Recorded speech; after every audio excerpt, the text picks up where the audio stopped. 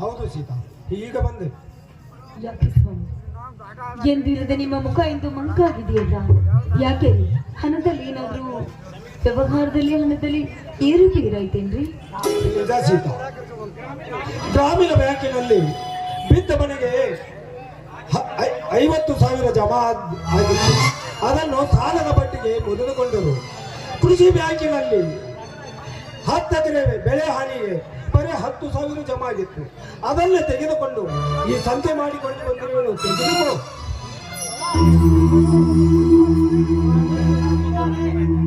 ಹೀಗಾದರೆ ಈ ರೈತನ ಬದುಕು ಬಹುದುಸ್ತರ. ಸ್ವಾಮಿ, ಕಾಲಕ್ಕೆ ತಕ್ಕಂತೆ ನಾವು ಬಂದಿದ್ದನ್ನ ಅನುಭವಿಸ್ಲೇಬೇಕು ಸ್ವಾಮಿ. ಅದು ನಮ್ಮ ಪ್ರಾರಂಭ ಕರ್ಮ.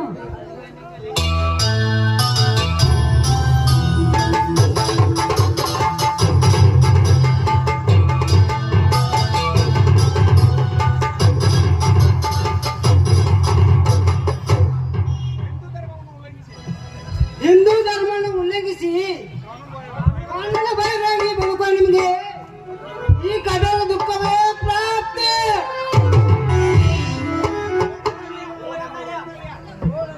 ಓ, ನನ್ನ ಹಳೆಯ ಸುಧಾಕರ, ಪೊಲೀಸ್ ಅಧಿಕಾರಿ ಈಗ ಬಂದೇನಪ್ಪ. ಹೌದು ರೀ, ಅಧಿಕಾರಿಯಾಗಿ ಬಂದಿರುವ ನನ್ನ ತಮ್ಮನಿಗೆ ಮೊದಲು ಆರತಿ ಮಾಡ್ತೀನಿ. ಬೇಡಮ್ಮ ಬೇಡ,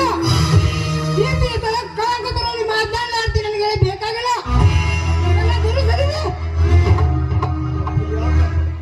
ಯಾಕಪ್ಪ ಸುಧಾಕರ, ನಮ್ಮಿಂದ ಏನು ಮಾತಾಡುತ್ತಿರುವೆ? ನಾವು ಅಜ್ಞಾನವಂತರೇ. ಮತ್ತೆ ನನಗೆ ಕೇಳದೆ ನನ್ನ ಮನೆಗೆ ಬಂದಿದ್ದು, ನನಗೆ ಕೇಳದೆ ನನ್ನ ತಂಗಿನ ನಿಮ್ಮ ತಮ್ಮನೊಂದಿಗೆ ಮದುವೆ ಮಾಡಿಕೊಟ್ಟಿರಲ್ಲ, ಆಚಕಲ್ಲ ನಿಮಗೆ? ಸುಧಾಕರ,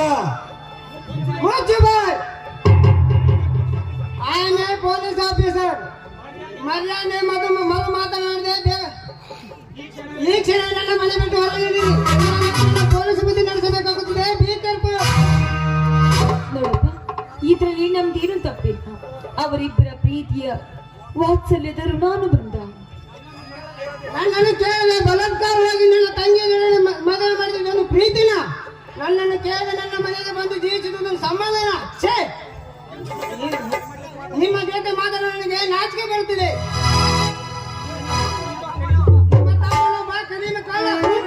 ಅಂತನಿಗೆ ನನ್ನ ತಂಗಿ ಕೈ ಹಿಡಿಸಿದ್ರಲ್ಲ, ಇದೊಂದು ಅದಕ್ಕೆ ಪ್ರಸಂಗಿತನ. ನೀತಿ ಕೆಲಸ ಮಾಡ್ತಿರೋದ್ರೆ ನನ್ನ ಮಾನ ಮರ್ಯಾದೆಗೆ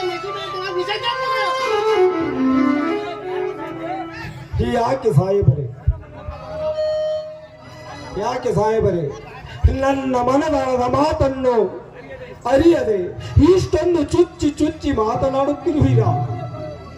ಮನೆಯ ಕಳೆದುಕೊಂಡು ಮರ್ಯಾದೆ ಹೀನನಾದ ನಾನು ನನ್ನ ಅರಿಯನ ಮನೆ ಇದೆ ಎಂದು ಆಶ್ರಯಿಸಿದರೆ ಇದು ಸಂಬಂಧವಿಲ್ಲದ ಬಲಾತ್ಕಾರವೇ? ಒಬ್ಬರು ಪ್ರೀತಿಸಿ ಸಂಬಂಧ ಉಳಿಸಿಕೊಳ್ಳಬೇಕೆಂದು ಸತಿಪತಿಗಳೇ ಆದದ್ದು ಸಂಬಂಧವಿಲ್ಲದ ಬಲಾತ್ಕಾರವೇ? ಚಿಕ್ಕವರಿರುವಾಗಲೇ ನಿಮ್ಮ ತಂದೆಯವರ ಆಸರೆಯಲ್ಲಿ ಬೆಳೆದು ಅವರಿಂದ ಬಡಿಸಿಕೊಂಡು ಬುದ್ಧಿವಂತರಾದ ನಾವು ನಿಮ್ಮ ದೃಷ್ಟಿಯಲ್ಲಿ ವಂಚಕರಾದವೇ ಸಾಹೇಬರೇ? ಹೇಳಿ ಸಾಹೇಬರೇ.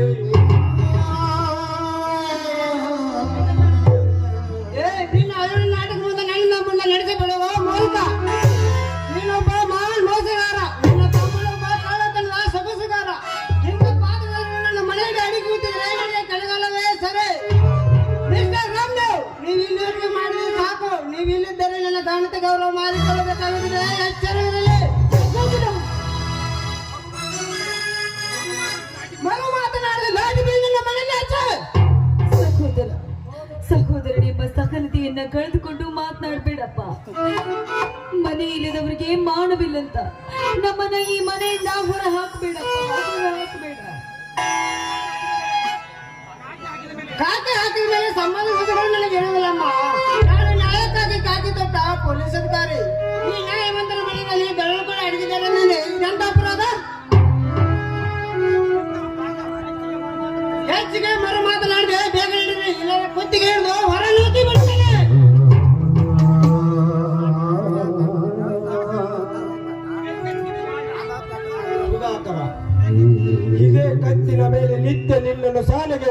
ಬಯಸಿದವನಿಗೆ ಇದೇ ಕತ್ತನ್ನು ಹಿಡಿದು ಹೊರಗೆ ನೂಕುವೆಯಾ? ನೀನು ಹಸಿದು ಬಂದು ಅಳುತ್ತಿರುವಾಗ ತಾಯಿಯಂತೆ ಕೈ ತುತ್ತು ಮಾಡಿಸುವುದು ಆಗಲೇ ಮರತೆಯ?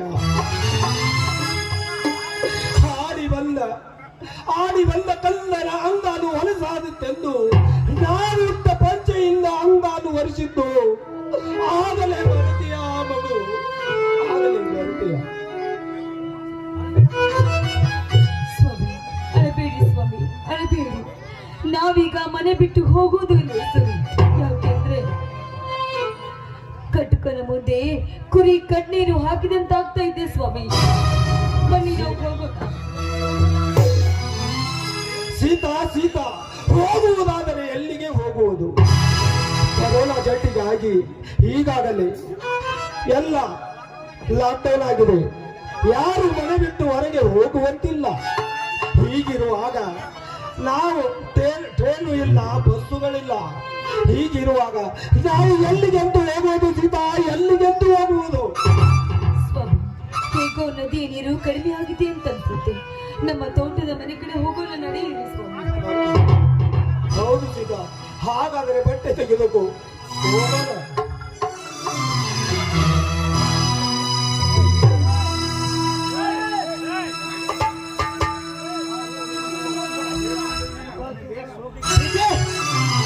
ಅವ್ರಂತಾದ್ರೂ ಹೋದ್ರು ಬಜರಂಗಿ ಬರ್ತಾನೆ, ಎಚ್ಚರ ಇರ್ಲಿ.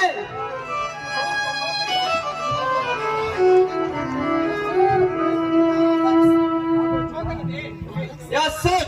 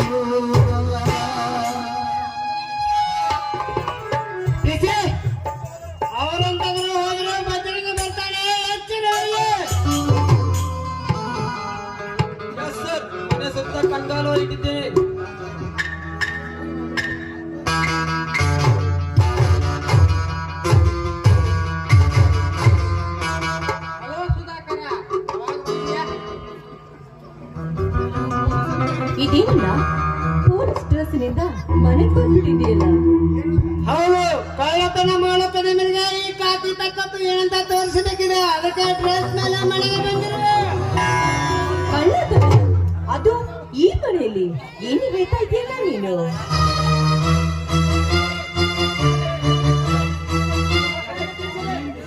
ನನಗೆ ತಿಳಿಸಿದೆ, ನಿನ್ನ ಕೈ ಹಿಡಿದಲ್ಲ ಈ ಚಾಂಡಲ, ನಿನ್ನ ಗಂಡ ಈತನೇ ನಿನ್ನ ಕಳ್ಳ. ನೀನು ಮಹಾಕೈ ಹೆಂಡತಿ ಕಳ್ಳಗತ್ತೆ. ಸುಧಾಕರ, ಬಾಯಿ ಬಿಗಿ ಹಿಡಿದು ಮಾತನಾಡು. ನಾನು ಕಳ್ಳನೂ ಅಲ್ಲ, ಮೋಸಗಾರನೂ ಅಲ್ಲ. ಅಂತವ್ರನ್ನ ಮಚ್ಚೆಯಿಂದ ಪಡೆದು ಬುದ್ಧಿ ಕಲಿಸುವ ಧೀರ ನಾನು. ರಕ್ಷಾಮಣಿ ದೇವಸ್ಥಾನ ಬಂಗಾರ ಮಾಡಿದಂತ ನಿನ್ನ ಮೇಲೆ ಕಂಪ್ಲೇಂಟ್ ಆಗಿದೆ. 10 ಜನ ಸಾಕ್ಷಿ ಸಮೇತ ನಿನ್ನ ಮೇಲೆ ಕಂಪ್ಲೇಂಟ್ ಆಗಿದೆ. ಈ ನಿನ್ನಿಂದ ಅರೆಸ್ಟ್ ಮಾಡ್ತೀನಿ. ಅರೆಸ್ಟ್ ಅಣ್ಣ,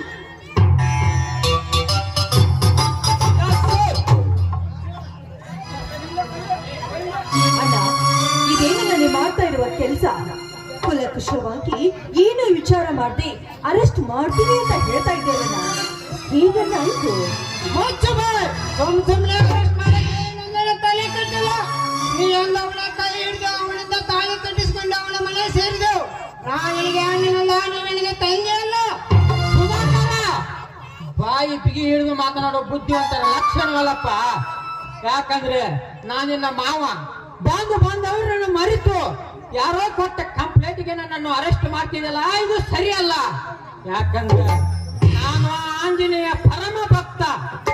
ಈ ಬದರಂಗಿ ಮುಂದೆ ನಿನ್ನ ರಾವಣ ಬುದ್ಧಿ ಓಡಿಸಿದರೆ ಲಂಕ ಸುತ್ತ ಬಿಟ್ಟರೆ ನಿಮ್ಮನ್ನ ಜೀವ ಸಹಿತ ಸುಟ್ಟು ಬಿಡುವೆ. ಹನುಮ ಶಕ್ತಿ ಮತ್ತೆ ಎಷ್ಟು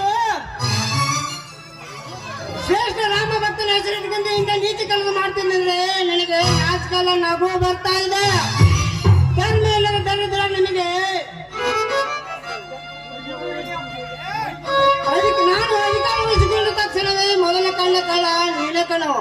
ನೀನು ಮಾವನವರ ಸರಿ, ತಂಗಿಯ ಗಂಡನವರ ಸರಿ, ನಿನ್ನನ್ನು ಬಿಡಲಿಕ್ಕೆ ಸಾಧ್ಯವಿಲ್ಲ. ನೀನು ಊರಿಗೆ ಪುರಾರಿರ್ಬೋದು, ಕೊಂಡಲಿರ್ಬೋದು, ನಿಮ್ಮಂತರನ್ನು ಕಂಡಲ್ಲಿ ಕೊಂಡು ಹಾಕಿಕೊಂಡು ಗಂಡು ನಾನು.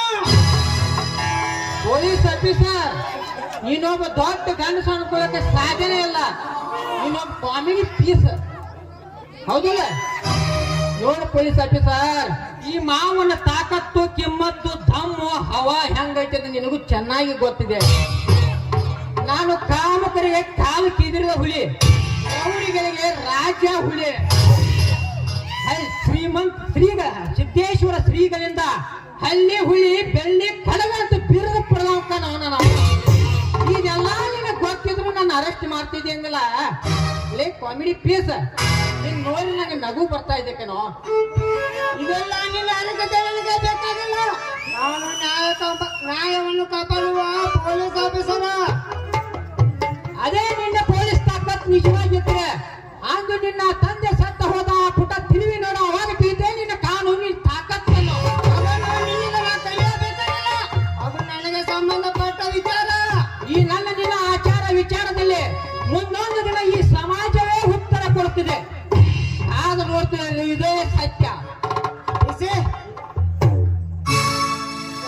ಅಣ್ಣ, ಅಂದು ಮಹಾಭಾರತದಲ್ಲಿ ದ್ರೌಪದಿ ಅವನ ಶ್ರೀಕೃಷ್ಣ ಪರಮಾತ್ಮನ ಹೋಗಿ ನನಗೆ ಸಹಾಯ ಮಾಡು ಅಂದ ತಕ್ಷಣ ಕೃಷ್ಣ ಅವರ ತಂಗಿಗೆ ಸಹಾಯ ಮಾಡಿದ. ಅದರಂತೆ ನೀನು ನನ್ನ ಅಣ್ಣ ಅಂದಾಗ ನನ್ನ ಕಂಠನನ್ನು ಏನು ಮಾಡಬೇಡ ಅಣ್ಣ, ಅವರನ್ನು ಬಿಟ್ಟು ನೀ ನನಗೊಂದು ಸಹಾಯ ಮಾಡಣ್ಣ. ನಿನಗೆ ನಾನು ಶರಗೊಂಡು ಬೇಡ್ಕೊತೀನಿ. ಅದು ಕಲಿಯುಗ, ಇದು ಅದು ಕಲಿಯುಗ, ಅದು ಮಹಾಭಾರತ, ಇದು ಕಲಿಯುಗ. ಅಣ್ಣ, ದುರ್ಯೋಧನ ಆಗ್ಬೇಡ, ಧರ್ಮರಾಜನಂತೆ ಆಗು, ಶಕುನಿ ಆಗ್ಬೇಡ, ಶ್ರೀಕೃಷ್ಣ ಪರಮಾತ್ಮನಾಗೋಣ. ಬಿಸಿ ಏನ್ ಕೇಳ್ತಾ ನಿಂತಿದ್ರಿ ಹೇಳ್ಕೊಂಡು ನೀಡಿರೋಣ.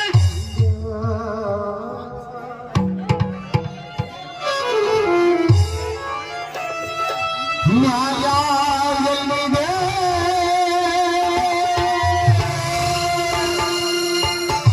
ನ್ಯಾಯ ಎಲ್ಲಿದೆ,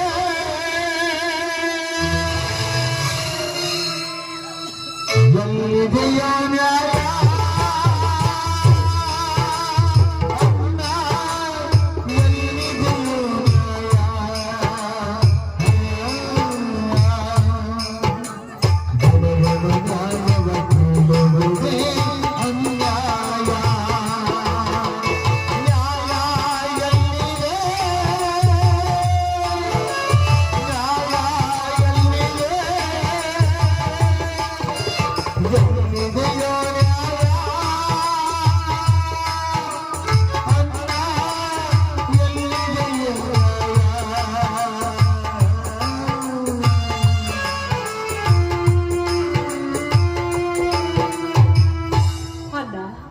ಹೆಣ್ಣನ್ನು ಕೀಳಾಗಿ ಕಾಣ್ಬೇಡ ಅಣ್ಣ, ಇವಳು ವೀರ ಮಹಿಳೆ. ನಿನ್ನ ಈ ಬೆದರಿಕೆಗೆ ಬಗ್ಗುವ ಹೆಣ್ಣಂತೂ ನಾನಲ್ಲ. ಹೇಗಾದ್ರೂ ಮಾಡಿ ನನ್ನ ಗಂಡನನ್ನು ಹೇಗೆ ಬಿಡಿಸ್ಕೊಳ್ಬೇಕು ಅನ್ನೋದು